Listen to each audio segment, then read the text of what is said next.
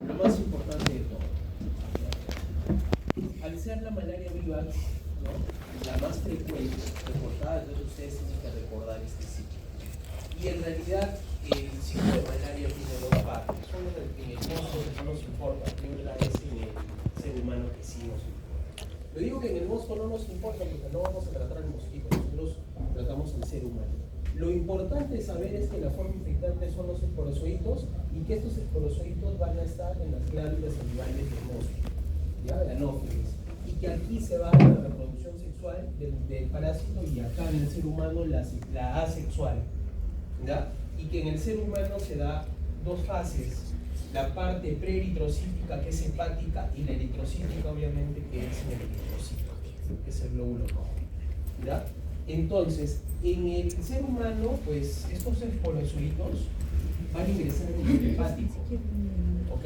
Algunos se van a quedar durmiendo, en el caso de Vivax, principalmente en Vivax, en Falciparum no pasa esto, y luego van a lisarse porque deforman el hepatocito y van a liberar merozoitos. Estos merozoitos van a ingresar al glóbulo rojo, formando esquizontes y trofozoitos. Miren, acá hay un trofozoito, ¿ok?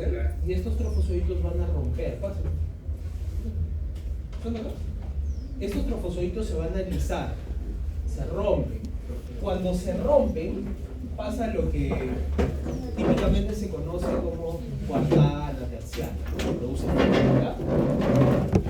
Y algunos de estos en la sangre del ser humano van a encontrar, van a producirse gametocitos femeninos y masculinos, se produce la forma sexuada.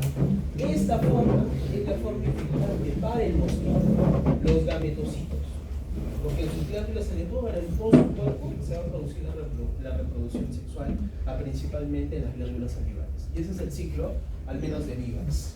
En Falciparum no hay esto, no hay esto. ¿Cuál es lo más importante y lo que ustedes deben conocer como médicos de esto? El dato, ¿no?, de que cuando esto se rompe, produce fiebre, ¿no? Y por eso los pacientes con malaria tienen fiebre y tienen fiebre cada 3-4 días, porque esto se demora en romper 3-4 días aproximadamente en promedio. ¿Qué otro dato clínico farmacológico es importante para ustedes? Que en el caso de Vivax se da doble medicación. ¿Por qué? Porque hay inozoitos que demoran en hacer este ciclo, demoran hasta 1 semana, 2 semanas. Estos de acá se tienen que matar con primaquina. Y los trofozoitos que están en la sangre se matan con cloroquina. Por eso los pacientes que toman tratamiento para Vivax toman primaquina y cloroquina, ¿ok? Tanto así que las gestantes que tienen Vivax al final de la gestación terminan tomando primaquina, porque justamente es para los inozoides. ¿Acá? ¿Acá? Pasa.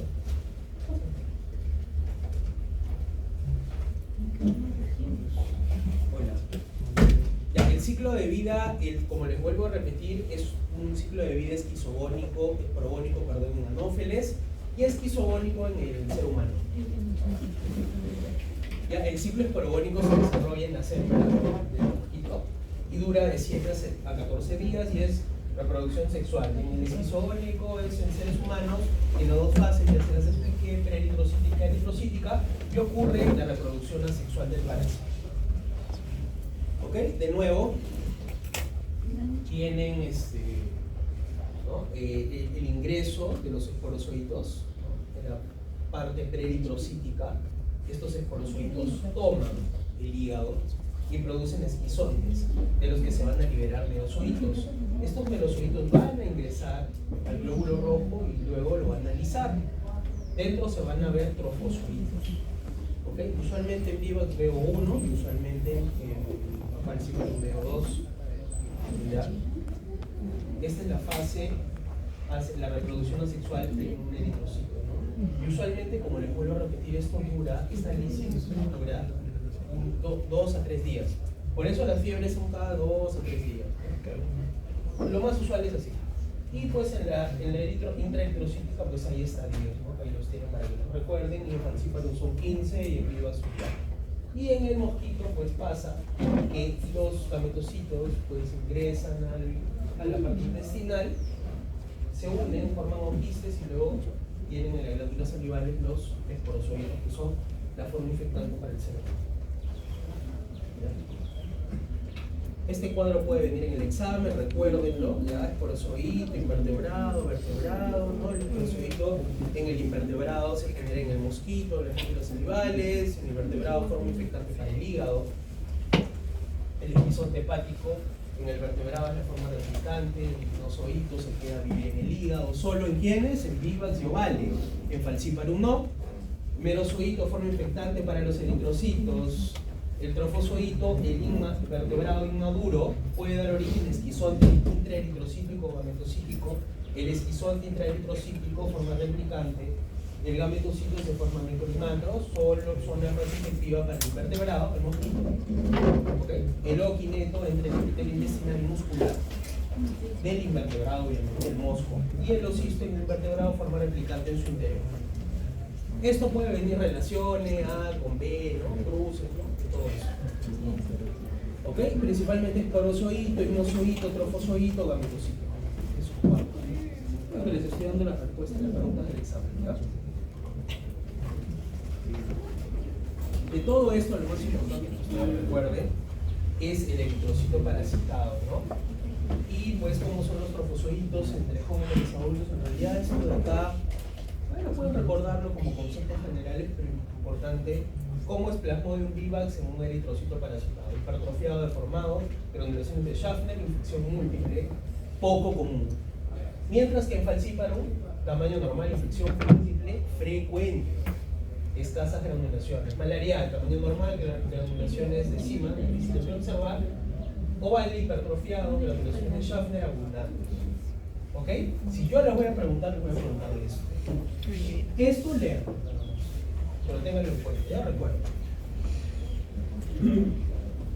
La morfología ahí lo tienen, ¿ok? Y esa ruptura que les mencioné, probablemente pues es cada 48 horas, en el caso de malaria cada 72 horas, se produce ¿no? Lo que acá llaman cuartana, terciana. ¿No? Acá está para que lo recuerden y lo repasen también. Y esto es lo más importante que puede venir en el examen, principalmente esta imagen. Esta de trofozoito Plasmodium vivax en anillo y granulaciones de Schaffner en el eritrocito. Si se dan cuenta, acá hay un solo trofozoito múltiple, que es lo más frecuente encontrar en vivax. Mientras, ¿perdón? ¿Y la diferencia con la que se mide en la ¿Perdón? ¿Estos? La diferencia ve con el A. Son fases de, ¿no? O sea, acá lo único diferencia es que ves las granulaciones de Schaffner. Es la única diferencia. Y para ver esto es bien complicado, o sea, es bien difícil. Si se dan cuenta ahí lo que han visto es, ¿qué han visto ahí en las láminas? Algo bastante macro, ¿no? Algo bastante macro. Es por eso que usualmente ya ahorita se usa el PCR. Este es un método, claro que nos ayuda en lugares donde no hay PCR o el diagnóstico pues se demora un poco, ¿no? Ya, y si se dan cuenta aquí en el falciparum hay multiparasitismo. 1, 2, 3. Lo más importante, puedo preguntarles un caso y ponerles una imagen de esta de acá, ¿no? Para que puedan determinar el estadio y puedan decir qué parásito con más frecuencia tiene esa imagen. Malarial tiene trofozoito en banda, ¿ok? Y el agente vectores, anófeles, recordar que los huevos de anófeles tienen como dos cojinetes o flotadores, miren acá. Puede venir una foto de esto también. Recordar que a la diferencia de los vectores de Anopheles aedes y Pulex irritans, la larva es vertical con la superficie del agua. Miren, acá es transversal, ¿no? Aquí es vertical. La pupa es casi, no se diferencia mucho. Y la diferencia pues acá en el adulto, en Anopheles, que sus antenitas son largas. No, para que lo tengan en cuenta. Mecanismos de transmisión, obviamente, picobra de un mosco, transfusión sanguínea, un adicto a droga endovenosa, transmisión placentaria también. Principalmente la patología de malaria es por daño al eritrocito, al globo rojo y que produce ¿qué? Anemia. ¿Verdad? Si se dan cuenta en el caso que hicimos en el laboratorio que tenía el paciente, anemia. Ustedes pusieron un montón de síntomas clínicos y a un grupo le salió creo que como 10 enfermedades. Pero cuando yo puse fiebre, hemólisis y ¿qué más puse? Anemia, le salió 99% de malaria. ¿Verdad? ¿Por qué no son las características típicas de malaria? Ahí tienen el daño al eritrocito, cómo se realiza, ¿no? Unión al parásito con la glicoforina del glóbulo rojo, penetración del merozoito al eritrocito y las alteraciones fisiopatológicas que se dan en las alteraciones del eritrocito. El eritrocito se vuelve gordo, alterado, pierde su elasticidad, su concavidad, su biconvexidad, y eso hace que pues atraquen los capilares. Y esa obstrucción de los capilares produce daño de órgano vial. Y eso usualmente lo hacen los que están multiparasitados, que son quienes. ¿Quiénes tienen multiparasitismo? De los que les he mencionado hace un rato.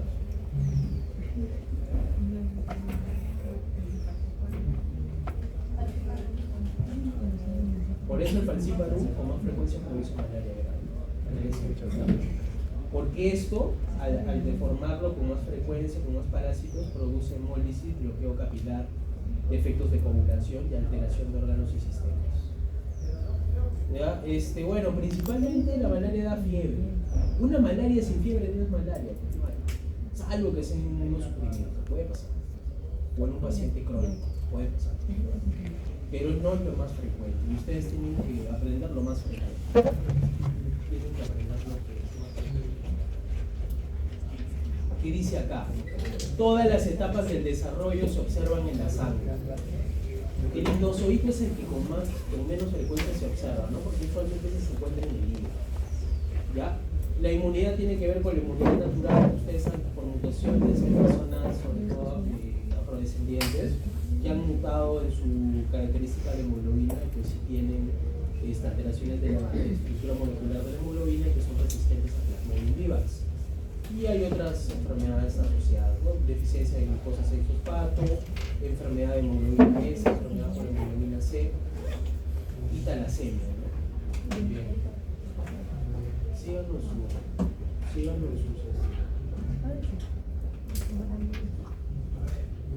Y con respecto a la inmunidad adquirida, también tienen la fagocitosis de inmunoglobulina G y la inmunidad pasiva que se recibe durante la gestación.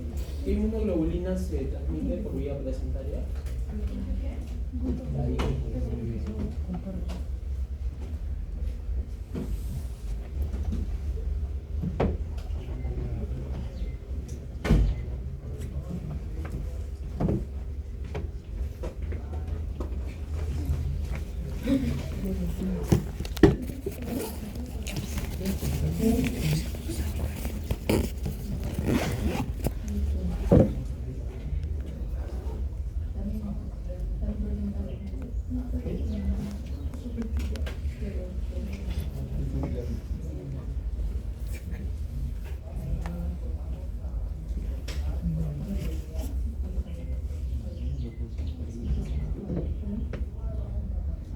Bueno, ya con respecto a las manifestaciones clínicas, los pacientes principalmente tienen anemia y fiebre, ¿ya?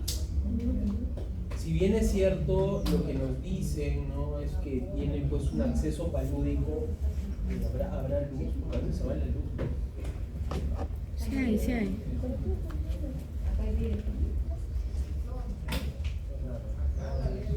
Mira.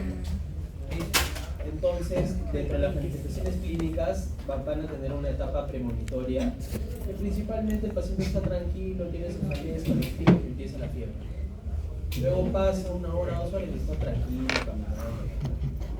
La fiebre usualmente pasa en este periodo de tiempo, no es lo más frecuente, no es lo que va a definir, porque en realidad lo que al fin y al cabo es la identificación del parásito en la sangre.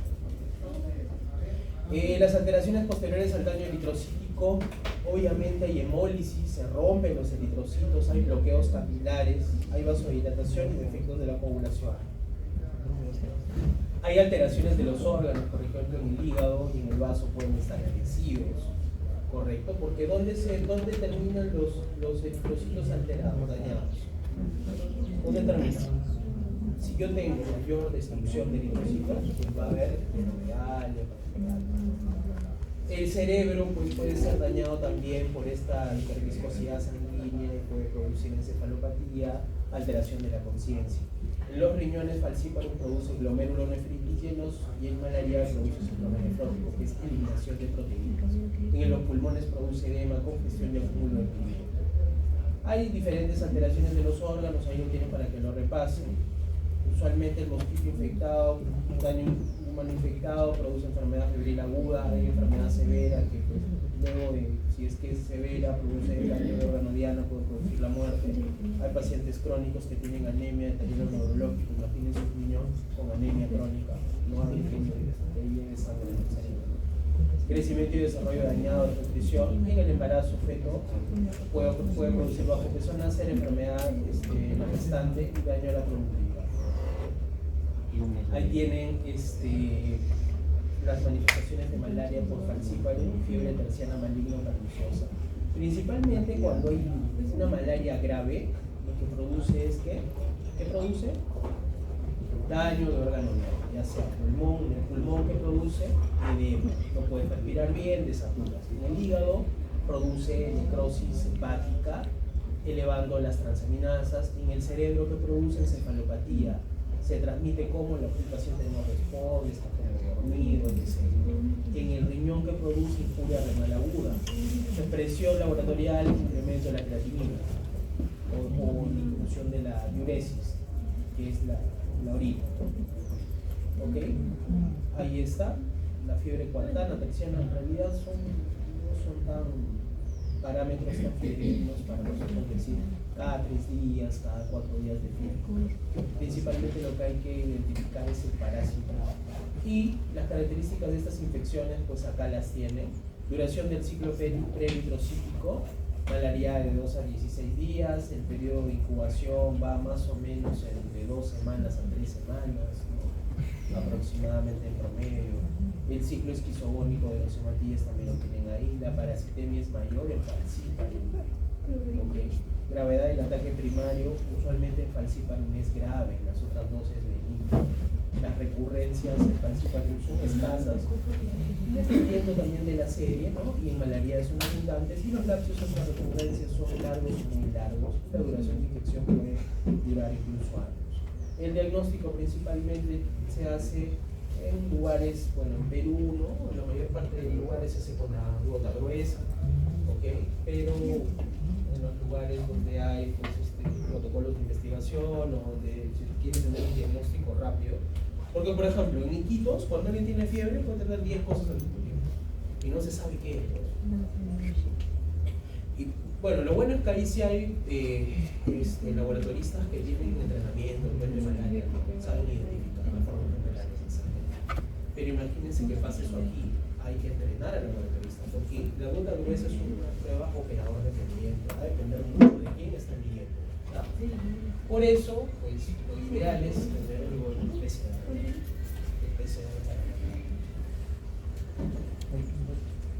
Otros exámenes, PCR, no es ampliamente difundida en la práctica clínica, usualmente se hacen protocolos de investigación o en lugares endémicos. Y obviamente el hemograma. En el hemograma que vamos a encontrar anemia, vamos a encontrar hemólisis y vamos a encontrar dentro de los eritrocitos trofosocitos. ¿Ok? Los fármacos antipalúdicos, principalmente ya les mencioné. Para Vivax el tratamiento es doble, con cloroquina que va a matar los trofosocitos y con primaquina que va a matar los hipnozoitos. ¿Ya? En el caso de falciparum, principalmente vamos a tomar o vamos a usar derivados de artemisina, artesunato vía oral para formas no graves y para formas graves siempre artesunato endovenoso. Recuerden que también si yo viajo a una zona endémica de malaria puedo tomar profilaxis con doxiciclina 1 semana antes y 4 semanas después de mi viaje, que es una forma de prevenir también casos de malaria. ¿Okay? Este es el tratamiento por Vivax en adultos y niños. Recuerden, cloroquina y primaquina. Vivax es la malaria o el plasmodium más frecuente reportado en Perú. Y en el caso de las gestantes no les doy primaquina, les doy primaquina postparto. ¿Para qué? Para los hipnozoitos. Y ya les mencioné. ¿Cuál es la prevención de malaria? Primero, el control del vector. El control del vector, ¿cómo se puede hacer? Fumigación, temas genéticos, están incluyendo, por ejemplo, AEDs o vectores modificados genéticamente para que se reproduzcan y tengan no transmitan, ¿no? El parásito. Hay una iniciativa para eliminar la malaria. Perú es parte de, hay objetivos, pero pues esto probablemente por el COVID, bueno, por el COVID se ha visto interferido, ¿no? Se pensaba que se iba a eliminar la malaria el 90% para el 2030, pero ahora los objetivos se han reconfigurado, incluso para 2035, 2040, más o menos, ¿verdad? ¿Qué más? Principalmente para prevenir malaria tengo que usar mosquiteros, mi repelente, ¿no? Que tenga DET de 15 a 30%, idealmente 30% de concentración. Puedo usar repelente a partir de los 3 años de edad, perdón, 3 meses de edad en adelante, ¿ya? Fumigación, obviamente, y los medicamentos antipalúdicos antes de viajar. Y también está la vacuna de malaria, que se llama mosquitos, que se usa principalmente en niños pequeños, ¿no? En niños pequeños, ¿verdad? Apliquemos lo aprendido. ¿Por qué en los países de elevada incidencia son los niños más afectados? ¿Por qué? A ver, ¿quién tiene una respuesta para eso?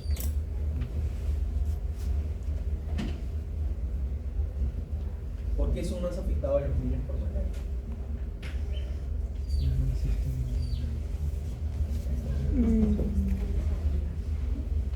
Porque no tienen anticuerpos, no tienen una maduración de un sistema inmune,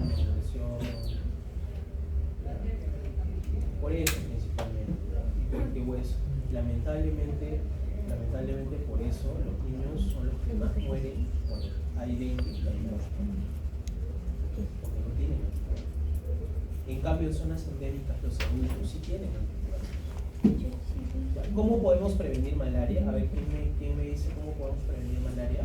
Mosquiteros, repelentes con DDTs con más de 15%. Ya, muy bien. A partir de los 3 meses de edad. Fumigación del ambiente. La fumigación, perfecto. ¿Qué más? La vacuna, principalmente es para el niño. Antes aplicaba la RTS, pero ahora Sí, pues hay diferentes tipos de esquemas de vacunación que todavía están en se va a realizar intervención. pero también esa vacuna se aplicaría para menores de 5 años. Tendría que ver el inserto. Cada vacuna tiene un inserto y una indicación. En este caso, por ejemplo, los mosquitos es para niños menores de 5 años. Pero principalmente, claro, ¿yo para qué doy una vacuna? Principalmente a las personas que están en riesgo. Principalmente se da en pacientes que no han sido expuestos. En este caso se da para niños, porque son la población que más va a fallecer por malaria, porque no tienen inmunidad. Ya, ¿cómo podemos prevenir malaria? Acá lo más importante también es que antes de viajar a una zona endémica pasen una visita con un médico especialista en medicina del viajero.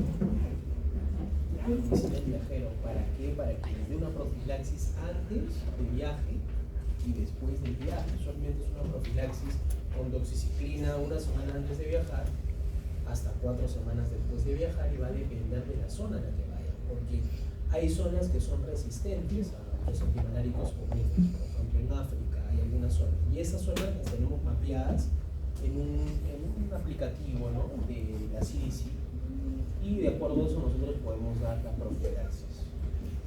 ¿Ok? Listo. ¿Tienen alguna pregunta, duda? ¿Todo claro? Sí.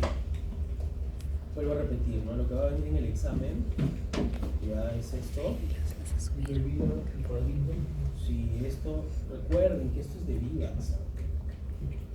En Falciparum no hay los oídos, eso ya les mencioné. Esto va a venir, esto también, orgónico, isogónico. También va a venir, bueno, esto de acá ya lo expliqué, este cuadrito de hecho viene. ¿Ok? De esto solamente las características del linfocito parasitado, del Plasmodium vivax, el trofosforito en anillo, las granulaciones, y del Falciparum multiparasitismo por trofocitos. Puede venir también las características del vector, que es importante también que ustedes la conozcan.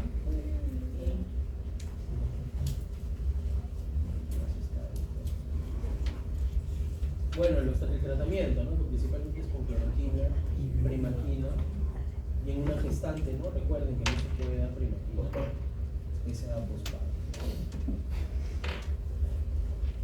Y las formas de prevención, principalmente la profilaxis, ¿no? Como alternativa. Recuerden que profilaxis con antimaláricos, con antibióticos, y que también hay una vacuna para malaria, ¿ya? Muy bien. Si no hay más dudas, preguntas, acá terminamos.